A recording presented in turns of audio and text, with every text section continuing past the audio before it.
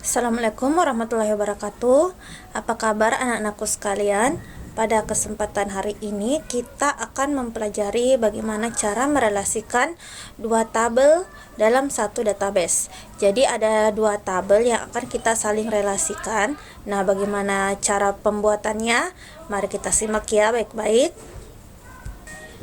Jadi langkah pertama yang akan kita lakukan untuk membuat relasi tabel adalah yang pertama itu kalian harus membuat database baru. Jadi ibu akan buat database baru dan akan memberikan nama databasenya itu adalah nama database kesiswaan.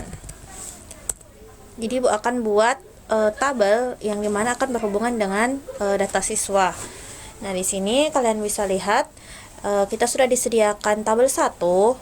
Nah, di tabel 1 ini kita akan ubah menjadi desain view. Desain view ini seperti yang Ibu jelaskan pekan lalu, di sini kita bisa mengedit kolomnya dan menambahkan kolom serta mengatur tipe datanya. Nah, untuk tabel name, Ibu akan berikan nama data siswa. Kemudian nah di field name data siswa yang pertama itu ibu akan berikan NIS, kemudian ibu berikan asal sekolah NIS, kemudian asal sekolah dan nomor HP. Nah, di sini kita atur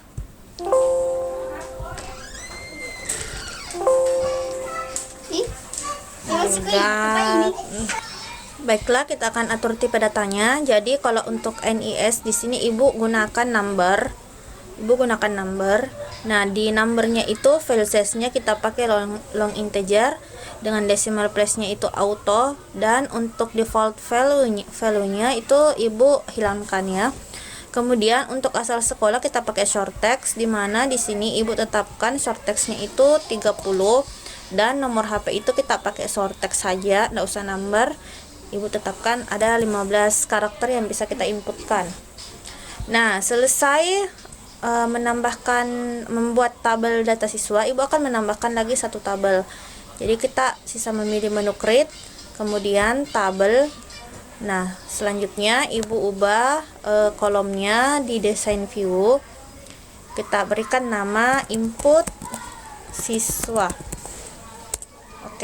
Nah, kalau untuk kolom input siswa itu kita akan memberikan NISN, kemudian NIS-nya, selanjutnya nama siswa, alamat.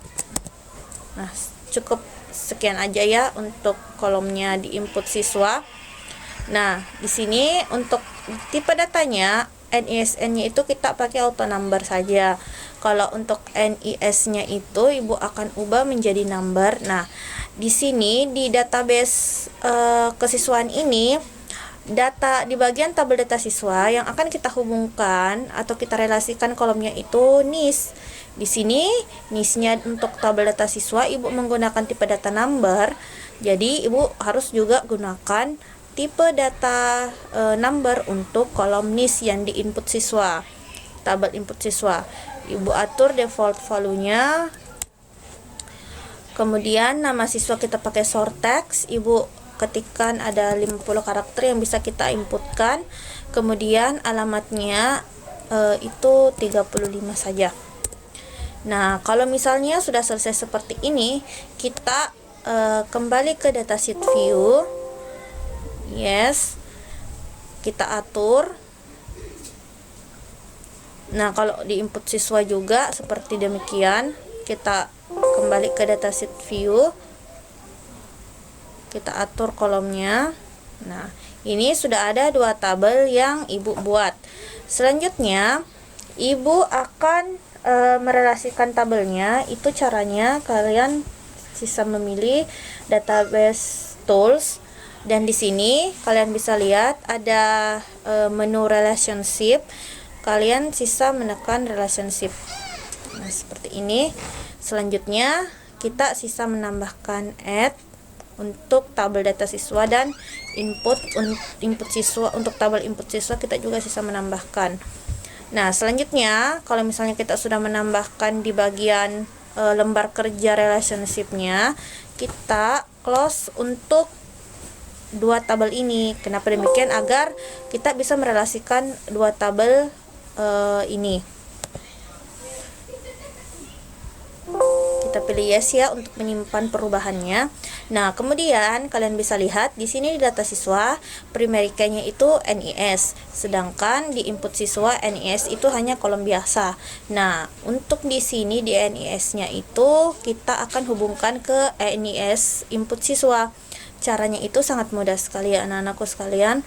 Jadi kalian sisa mengklik ini kolom NIS yang di bagian data siswa, kemudian kalian tahan, kemudian kalian drag menuju ke kolom NIS input siswa. Setelah itu kalian lepas dan akan muncul perintah seperti ini. Nah, kalian sisa menekan enforce referential integrity. Jadi kegunaan dari enforce ini artinya ketika kalian menginputkan data di NIS itu, kalian juga harus menginputkan data yang sama di bagian kolom NIS di tabel input siswa. Setelah itu kita pilih create. Nah, ini sudah terhubung ya anak-anakku sekalian. Nah, selanjutnya untuk melihat hasilnya, kalau misalnya di sini di bagian sini tabel kalian itu tidak muncul, kalian bisa close dulu dari aplikasi Access, kalian save. Nah, selanjutnya kalian sisa masuk kembali.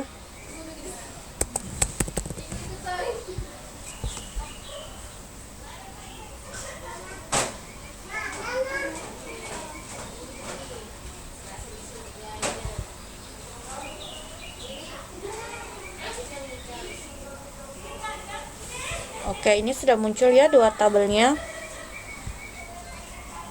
Ibu klik data siswa sama input siswa. Jadi yang pertama itu kita harus menginputkan data dulu di data siswa. Yang pertama itu kita tambahkan dulu NISN-nya. Jadi NISN-nya Ibu bisa menambahkan number, terserah number berapa yang ingin kalian tambahkan. Contoh Ibu mau tambahkan 55.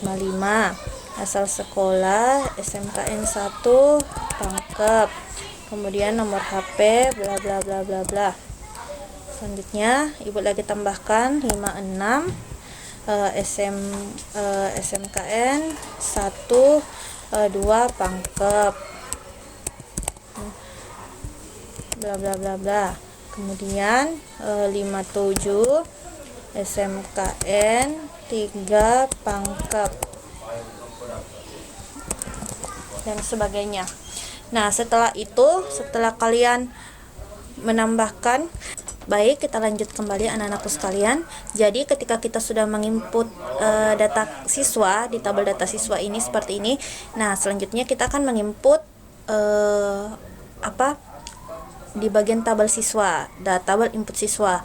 Di sini di NIS itu kita harus menginputkan sesuai dengan NIS yang ada di data siswa, tabel data siswa.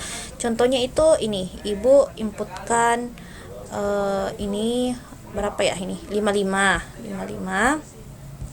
Nama siswanya misalnya Sabri, alamatnya Malewang. Nah, kalau misalnya Ibu inputkan yang NIS yang tidak ada di sini, nah apa yang akan terjadi? Ini bisa kalian lihat, misalnya Ibu inputkan berapa ya? 58 atas nama Alia, kemudian Malewang. Nah, ketika Ibu pindah ke kolom selanjutnya, akan ada perintah seperti ini. You cannot add or change record because a relate record is required in table data siswa. Jadi kalian tidak bisa menambahkan data Alia karena NIS yang ada di sini di data siswa itu tidak ada NIS-nya ini Alia 58. Jadi kalian hanya bisa menginputkan data yang ada NIS-nya di sini. Oke, mengerti sampai sini anak-anakku sekalian? Jadi kita hanya bisa menginput data input siswa menggunakan NIS yang ada di